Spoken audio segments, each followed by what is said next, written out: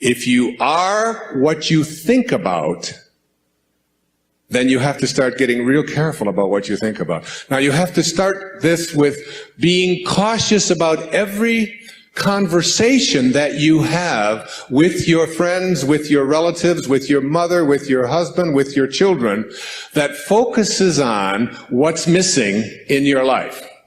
Because if you want to attract something into your life, something good, something grand, something godlike, something prosperous, something of well-being, health, whatever it might be, if you want to attract that into your life, but you're talking about what's missing and thinking about what's missing, and you understand that what you think about is what expands, you will continue to expand more of what's missing, and you'll continue to attract what's missing in your life. I never talk about what's missing in my life. I only put my attention on what I intend to create. And I have shifted it. And I learned this lesson a long time ago, but the place that it probably expresses it better than any is Esther and Jerry Hicks' book, Ask and It Is Given.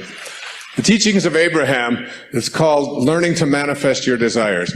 Have more than anything, I think they're the greatest, among the really greatest teachings on the planet today. And I know Esther and Jerry, I know them well, I've been with them on many occasions. It's about practicing this idea of not putting your thoughts on what is missing and shifting it to, it's on its way. It's on its way. It's on its way. 4 words, just get them tattooed someplace inside of you. Whatever it is that you would like to attract into your life, know that it's on its way. And I want to say to you that as you begin to get your thoughts more harmonized with Tao thinking, that is, with the thinking of the source, the thinking of God, that which always has been, that which does nothing but leaves nothing undone. As you begin to more and more harmonize in this way, what happens is that you start elevating your thoughts so that the habit of how you think becomes more harmonized. Rather than a polarity with what you want to attract, it becomes harmonized with it. And it becomes your natural way of how you think all the time. And you start then beginning to teach your children the same way of thinking. So you just catch them when they start saying things like, oh, with my luck, it won't work out. Why have any of us ever learned to say, with my luck, and having it mean things aren't going to work out? Why wouldn't you say, and just have it as your habit, with my luck, it'll probably show up faster than it normally does? Why not have that kind of a way? Because here's what happens. As you begin to shift the way that you think and have an anticipation that this thing is going to work out for you, you can only act upon your thoughts. And as you get these higher and higher thoughts, what happens is that the thought is now more aligned with what it is you want to attract, and then you start acting upon that thought. And as you start acting upon the thought that it will work out, that it's probably on its way, you start to see how this whole system all works. In other words, call it the universe, whatever you want, begins to conspire with you. It begins to act almost in where you suddenly become a collaborator with fate. And instead of fate being something that just might or might not happen to you, you're in collaboration with what it is that you want to attract. I mean, ask any physician, there's physicians here today, ask them about something called the will to live. Ask them about somebody who's going in for a corneal transplant and thinks that I'm going to see when this thing is done, rather than someone who thinks it probably won't work out. And which one would they rather work with? What is this thing called the will to live? What is this thing, this inner kind of thing that says, I refuse to allow myself to think? I say to my mother, who's 90 years old, almost 91 years old. I was with her for the last 5 days, every day, all morning long with her. And she's been going through some difficulties and so on. Most of you saw her on the PBS show, if you saw The Inspiration. She has always said to me how she was going to die. She said it to me when she was 60. what her death was going to look like, when she was going to die in her sleep, and it was going to be, it was going to be a peaceful thing, and she was going to do it when she was ready. When she was ready, she would leave, and she would know when it was time. And she says, and don't think it's time. I said, well, you got a hangnail there. Maybe we should just move on with it. And she said, no, I'll tell you when I'm ready. But she has always said, I will never allow Alzheimer's into my life.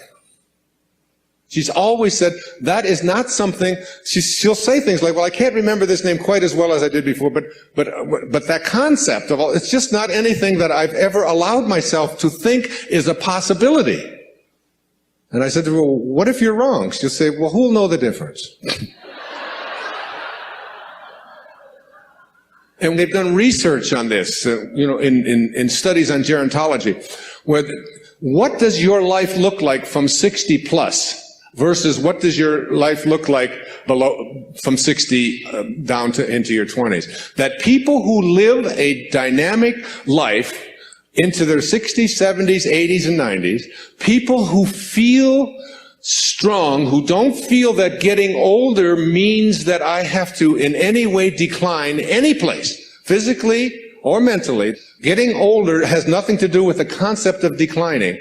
That when people are in their 20s and 30s and 40s and 50s, and this is their perception of what their life is going to be like when they're in their 60s, that those people have a much greater chance of not attracting the kinds of diseases that are so much age-related as do people who think of old as infirm and declining throughout their 20s, 30s, 40s, and 50s. That you change the way you believe about that and you say declining is not a possibility. I don't think about what's missing. You don't put your attention on what's missing. You don't tell other people about what's missing. And you don't tell other people about what you can't do and what isn't working and how terrible the world is. And the Tao teaches so much of it was written for leaders, people in positions of power. But I've translated all of that into your own level of leadership. And the great leaders are the ones who eschew violence.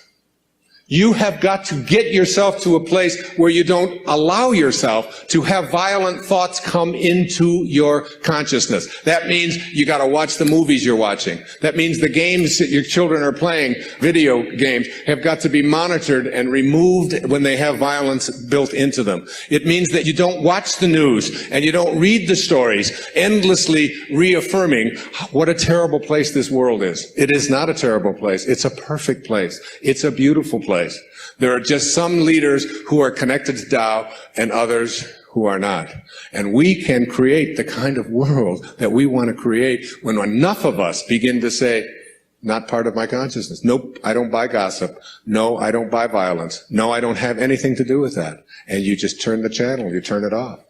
I pick up a Time magazine when I get on a flight and I go through and I say, I won't read the stories that involve killing. I won't read this. I don't need to hear any more about any more people blowing themselves up. I don't need to continue to have that as a part of my consciousness because I want to be someone who radiates out God-realized thinking. That's what I want to do. And I can't do that if I'm constantly being imbued with that. So I just go through the pages, and usually I say, oh, just threw away another $4.95. There's nothing in it to read. Every once in a while, good story about maybe Tiger Woods or something, but by and large, there's not much in there. And you don't have to fill yourself with that kind of energy. So you don't put your thoughts on what's missing. You don't put your thoughts on what always has been. You don't put your thoughts on what others want for you, unless you want more of what others want for you to continue to show up into your life. So that if you're having conflicts with anybody that's out there, you don't have to put your attention on any thought that is out of harmony with the relationship that you would like to have. It doesn't have to be. You can have a love story replace a hate story by just changing your thoughts in any moment of your life. As you'll see, some of you will see it this afternoon, as Katie works with some of you and does the work and teaches you to ask yourself these questions about how can you be sure? How can you be sure that that thought is true? Why not have a love relationship with your ex-husband or your ex-wife? Why not have a love relationship with your in-laws? Why not? Why not have it with everyone on the planet? Why not? Indeed, why not? Every moment of your life, this choice is yours. You can either be a host to God or a hostage to your ego. It's your call. God bless you, and thank you for your attention. Namaste. Thank you.